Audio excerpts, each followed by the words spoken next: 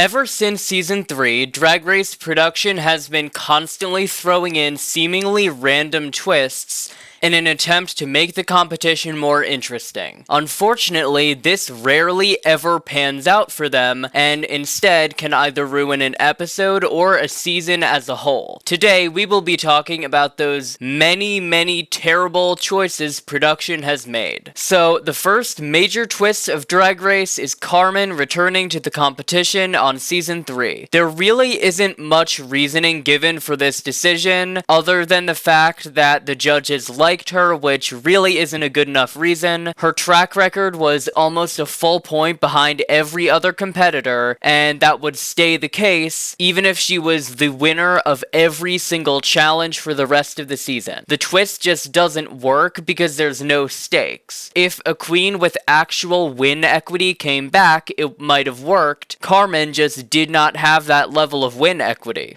So, it is now Season 4, production says, you know what, let's try this twist again with Kenya Michaels, a queen with an even worse track record than Carmen. This, as you can imagine, is a terrible idea. Even if Kenya was somehow able to start slaying the competition, she is so far behind at this point, and it is so late in the competition, that there's no way that at least one of Chad, Latrice, or the queen who shall not be named makes the finals. There is literally no way for her to come back and be successful. Her only reason for coming back is just to stretch out the season another episode. That kinda messes up the flow of the season, but it is still a very good season. We are now moving into the era of season ruining twists. The ante has been upped so much that a twist is probably going to have a season-long impact because of how big production is starting to go with these kinds of things. So, Drag Race carries on for a few years. They have a lot of seasons. Most of the twists are very minor things that go at least okay. We had a double premiere, double Shantays are now like a more popular thing. All in all, it's working generally well. Season 9 introduces the lip sync for the crown finale format. It is the best thing to ever happen to Drag Race, and production is desperate to capture the lightning in a bottle they got with that. Unfortunately, their solution to that is forcing the queens to do many needless reveals throughout the lip syncs. Aquaria, Asia, Eureka, and Cameron are the final four. There are some very strong lip syncers in this finale, and it should work. The issue is that production pushes so hard for these reveals that Aquaria lip syncs to If looking like a giant baked potato, Asia slaughters a family of butterflies, Eureka does like 6 reveals in a single song, and Cameron is just along for the ride. Production pushed so hard to get that lightning in a bottle that they got with Season 9 that they instead got the exact opposite and turned what would have been a generally good season to what is generally considered, from what I've seen, to be like a bottom 5 season. It is now Season 11, and 2 years in a row now, production is trying to capture the lightning in a bottle they got with the Season 9 finale. The Season 11 lip sync for the crown takes place. The queens are once again asked to do reveals. It doesn't go as badly as last time. Brooke is able to do a very interesting shoe reveal. Evie has just a really good message behind her reveal and has some cool tricks in her final lip sync. Silky's reveals are kind of messy, and Akira's reveal is just taking off her wig to reveal an ugly wig. It's not a good choice, but the finale overall kinda works. The season wasn't that good to begin with though, so it doesn't work out too great. Overall though, I would say this is the closest production got to that great lip sync from the crown they got from Season 9. Still not a good finale, still kind of falls flat. Unfortunately, this brings us into the era of big twists.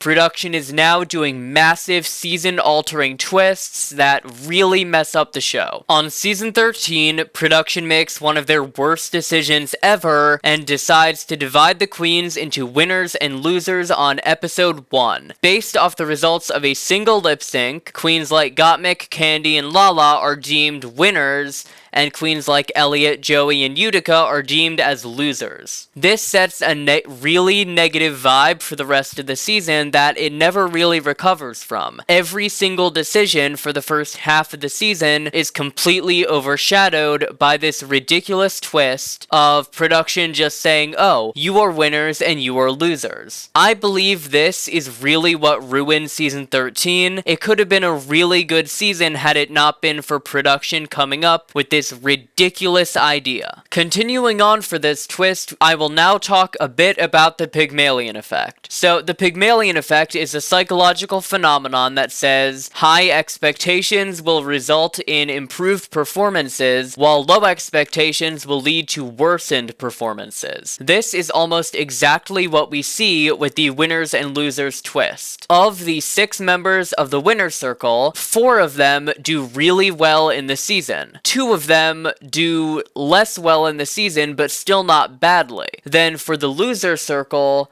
of the 7 queens, 4 of them do badly, 2 of them do okay, and 1 of them does well. Only 3 queens were even for a moment able to break out of the winners and losers mentality. I will also add that 3 of the 4 finalists were from the winner circle. Now there's 2 possible explanations for this. One is that the Pygmalion Effect was in action here, and it did actually detrimentally affect the performances of the loser circle. The second explanation is that production just rigged the season for the winner circle. That is also definitely a possibility, and they are not mutually exclusive. It doesn't matter though, because both of them still cast a massive shadow on the season and have major negative impacts on the way the season is received and how people behave throughout the season. I don't think the Candy and Tamisha fight would have been as bad as it was had there not been this shadow of winners versus losers going into it. The final twist of season 13 is the lip sync for the crown. This is the last time we have seen this in its main format on the main season. This is by far the worst one. The first lip sync is Candy versus Rosé. Rosé has a horrible reveal into an incredibly ugly outfit. Candy does a generally good job, it's just a reveal was not needed. Simone and Gottmik lip sync, once again, reveals are not needed. This is the best lip sync of the night, but it is still very,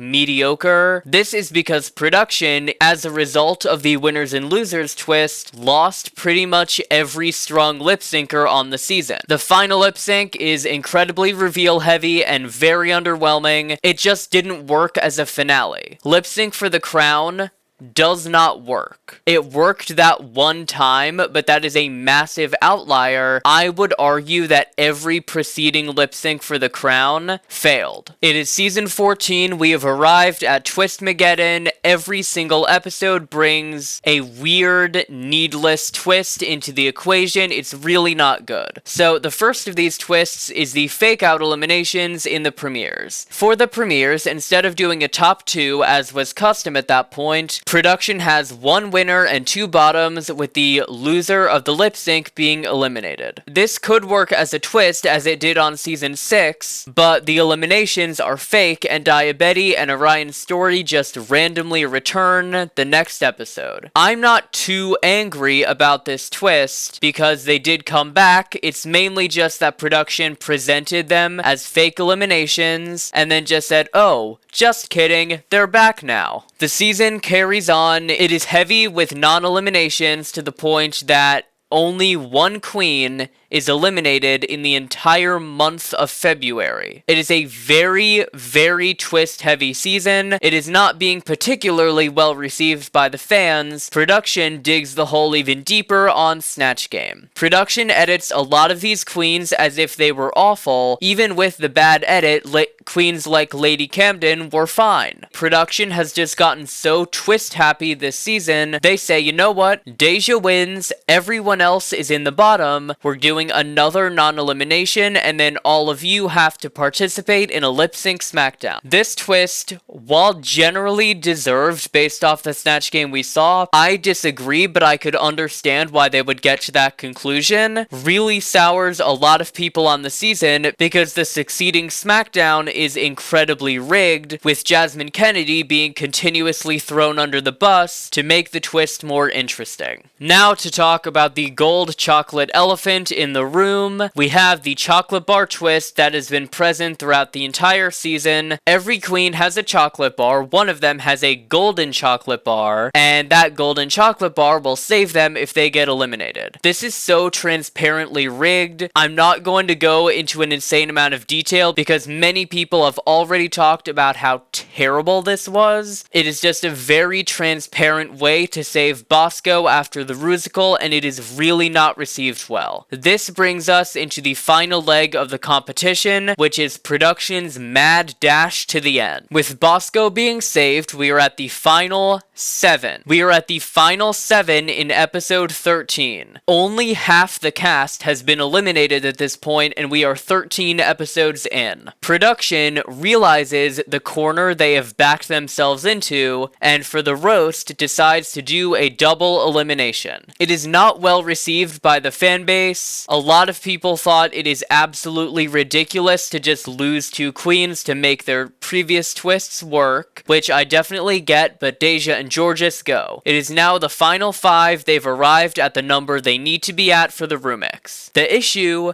is that they decide, you know what, let's end this out on yet another double Shantae. Willow and Angeria lip sync to Telephone in giant gowns. They are completely unable to move to the extent they would need to give a good lip sync. It's really not a good lip sync. It does not deserve a double save. Production gives them a double save anyway, and we move on to Drag Race's first ever Final 5. This is the 7th non-elimination of the season. Of the 14 competitive episodes, only 3 episodes in the entire competitive portion of the season have a winner and then a single regular elimination. Thankfully, after the disasters that were season 13 and season 14, production decides that going forward, they're going to do 1 elimination every week until they get to the finals. This really works for season 15, and if it had not been for the decreased episode time, I think season 15 would have been really well received. Drag Race's issues with twists really continue on into AllStars. I'm not going to talk about AllStars 1, that was a legitimately good idea, just with terrible execution. The single worst twist in Drag Race history is the jury on AllStars 3. Production decided after Dela was eliminated, most likely, that they were going to do a jury at the end. The issue, they didn't tell anyone, so queens like BB and Shangela were able to play really strategic games without the knowledge that they would have to face the queens they were eliminating, while queens like Trixie and Kennedy were both able to play very strong social games and succeed here. This twist, as much as I dislike Shangela, absolutely robbed Shangela of a spot in the finals. She deserved to be there along with Trixie. After Dela's elimination, this just really set the season on a bad note, and what would have been viewed as a generally good season was instead viewed as a complete mess because of how bad the last 3 episodes went. AllStars 4, the horrible twists continue with the double win. I am someone who agrees with the double win, but I still don't think it was done well. I am very happy that Monet and Trinity both have crowns, but this was just not the way to do it. If they wanted a double crowning, they should have filmed a double crowning, and that would have been the end of it. The issue is that, like a 6th grader trying to do a homework assignment at the last possible second, production just mashes together a bunch of editing to try and make it look like they planned this from the start. It just didn't work at all, and it was really badly received because of this. It took AllStars 4 from what would have been a generally average or even above average season to one of the worst because of how terribly they handled the ending. 2 seasons seasons in a row, we have seen someone get shock eliminated, a bad acting challenge, and then a bad finale. It soured a lot of people on AllStars, and I can't really blame them. The All-Star 6 Lip Sync SmackDown is a very good twist idea, and it was executed pretty well. The main issue that I have, though,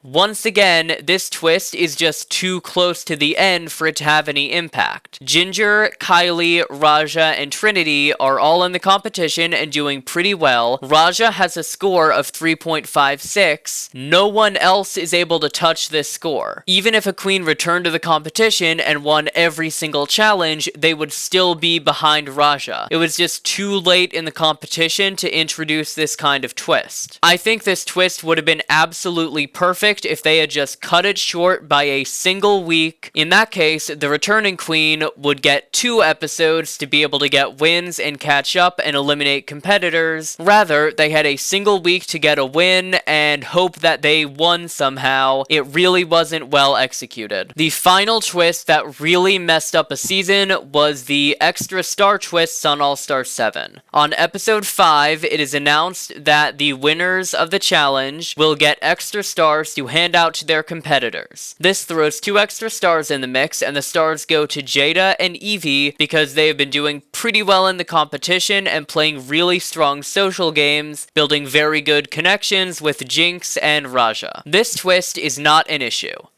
The issue is with the 3-star twist on the episode 11 talent show. Production decides that rather than give Shay deserved wins throughout the season, they're going to give her a win at the beginning and 1 win at the end to just give her 3 stars at the end of the season and get her into the finale. This soured a lot of people on both the season and Shay because it is very transparently rigged. Shay deserved wins throughout the competition and should have gotten to the finale. The issue is that if you do it at the last possible second through a seemingly random twist, it's just not going to be received well, and a lot of people are going to rightfully claim the finale was rigged. If Shay had just won girl groups or the design challenge, they wouldn't have needed the twist and the season would be viewed as a lot more fair. Hey, it's Drag Race Rejudged. Do you want gay shit? Well then check out the RuPaul's Drag Race Rejudged YouTube channel and hit subscribe.